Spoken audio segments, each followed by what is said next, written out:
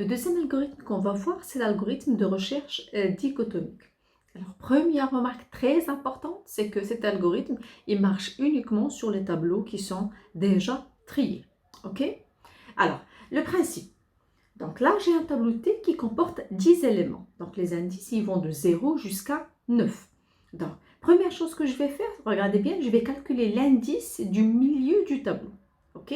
Alors, pour calculer l'indice du milieu, donc je vais faire 0 plus 9 qui divise 2. Bien sûr, la division entière. Donc, ça va me donner 4. Donc, l'indice du milieu, il est égal à 4. Donc, qu'est-ce que je fais? Je vais comparer le x que je cherche avec le t du milieu. Ça veut dire le t de 4. Alors, je compare la valeur 7 avec le t de 4. J'ai t de 4 est égal à 2. Donc, et j'ai, moi, la valeur 7. Alors, si x est égal à t du milieu, est-ce que 7 est égal à 2? Si c'était le cas, donc on va retourner l'indice et on va quitter le programme. Si ce n'est pas le cas, alors si le x il est supérieur à t du milieu, donc c'est le cas, j'ai 7 et il est supérieur à 2. À ce moment-là, qu'est-ce que je vais faire? Je ne vais plus chercher dans tout le tableau, mais je vais réduire mon tableau, d'accord? Et le tableau deviendra uniquement à partir de la case, je commence à rechercher uniquement à partir de la case 5 jusqu'à la fin du tableau.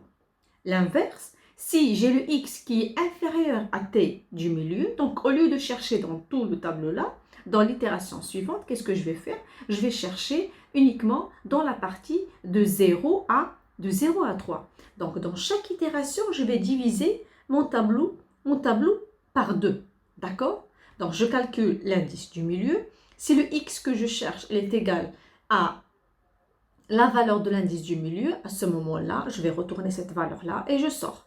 Sinon, si la valeur que je cherche est supérieure à l'élément au centre, à ce moment-là, mon tableau, donc je le divise à 2, donc je vais prendre que la partie droite.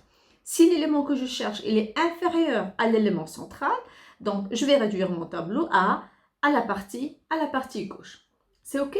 Donc on va essayer d'exécuter ça pour essayer de comprendre plus en détail. Alors, donc, j'ai le n. Le n, c'est le nombre d'éléments du tableau, n'est-ce pas? Donc, le n, il est égal à 10. Donc, l'indice de début, je déclare une variable début qui est égale à 0. Et l'indice de fin, d'accord? C'est une variable qui s'appelle fin, il est égal à 9. Donc, pour calculer l'indice du milieu, je fais début plus fin qui divise 2. Donc, le milieu est égal à 4. C'est ce que je viens d'expliquer. OK? Alors, je compare le t du milieu avec le x. Ça veut dire que je compare 2 avec 7. Alors, je vois bien que le x il est supérieur à 2. Donc, qu'est-ce que je vais faire?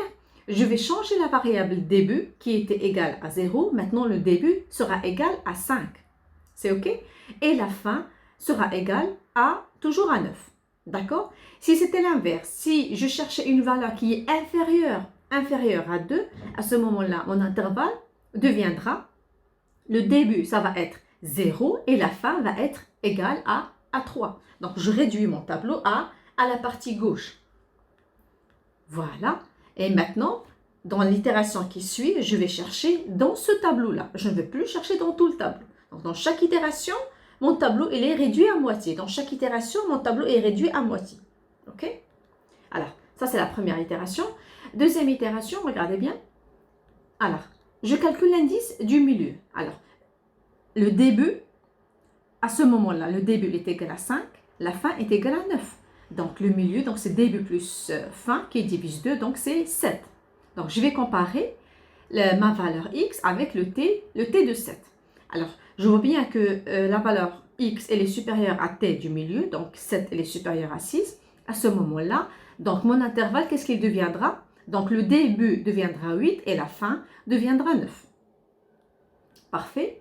Itération 3 maintenant. Alors, je cherche dans ce petit tableau maintenant. Alors, je calcule l'indice du milieu, toujours.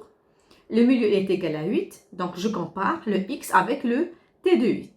Effectivement, le x il est égal à t du 8, donc qu'est-ce que je vais retourner? Donc, je retourne l'indice 8 et je dis que la valeur recherchée a été trouvée à la position 8. C'est clair? Alors, maintenant l'algorithme. Alors, c'est un algorithme de recherche, donc c'est normal. Donc, je lui donne comme paramètre le tableau avec la valeur recherchée. Alors, n, c'est la longueur du tableau. Alors, je vais déclarer une variable booléenne que je vais initialiser au début à false. Ça veut dire je n'ai pas encore trouvé la valeur. OK? Alors, l'indice de fin, rappelez-vous, fin était égal à 9, n'est-ce pas? Donc, c'est l'un de t moins 1. L'un de t moins 1. Alors, while, tant que quoi? Alors, tant que trouver est égal à false, ça veut dire tant que je n'ai pas encore trouvé la valeur. Et j'ai ici une deuxième condition. Tant que début est inférieur ou égal à fin. Pourquoi j'ai ceci? Supposons que je n'ai pas trouvé, je suis arrivée à la fin du tableau et je n'ai pas encore trouvé la valeur. D'accord? Je n'ai pas encore trouvé la valeur. Alors, si je n'ajoute pas cette condition-là, qu'est-ce qu'il va faire?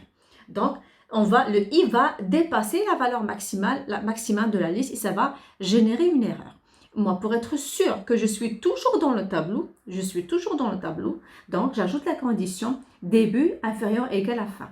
Donc, début, c'est l'indice du début du tableau, fin, c'est l'indice de fin. Donc, la dernière itération qu'il va faire, d'accord, c'est quand le début sera égal à la fin. D'accord, quand j'aurai atteint le dernier élément de la liste. Donc, si je ne mets pas cette condition-là, d'accord, il ne va pas trouver l'élément, il va essayer de sortir du tableau. Je vais avoir un i qui est supérieur à la valeur maximale du tableau. Alors, qu'est-ce que je fais? Je calcule l'indice du milieu, c'est le début plus fin, division entière par 2. Si le t de milieu est égal à x, c'est parfait. J'ai trouvé la valeur. Donc, je vais mettre ma variable trouver à true. Sinon, si elif, t du milieu, il est inférieur à x, d'accord, donc la valeur que je cherche, elle est supérieure à l'élément central, c'est l'exemple que nous avons vu. Donc, début deviendra, c'est le milieu plus 1. As, ça veut dire la valeur que je cherche, elle est inférieure au milieu du tableau. À ce moment-là, je vais faire fin est égal à milieu moins 1. Et donc, je vais continuer à exécuter ma boucle. Donc, je vais sortir soit j'ai trouvé la valeur ou bien j'ai atteint la fin du tableau. D'accord? Alors, if trouver est égal à true, ça veut dire l'élément a été trouvé. À ce moment-là, je vais retourner la variable milieu. C'est elle qui contient l'indice. Sinon, je vais retourner moins 1. Alors, quel est l'avantage de la recherche dichotomique par rapport à la recherche séquentielle? Alors, dans le pire des cas d'une recherche séquentielle, il faut traverser tout le tableau avant de trouver la valeur ou avant d'être sûr qu'une valeur ne se trouve pas dans le tableau. Donc, si j'ai un tableau qui contient 1024 valeurs, supposons que la valeur n'existe pas dans le tableau, donc je vais certainement faire 1024 itérations, 1024 comparaisons. Lors de la recherche dichotomique, on élimine la moitié des tableaux à chaque exécution de la boucle.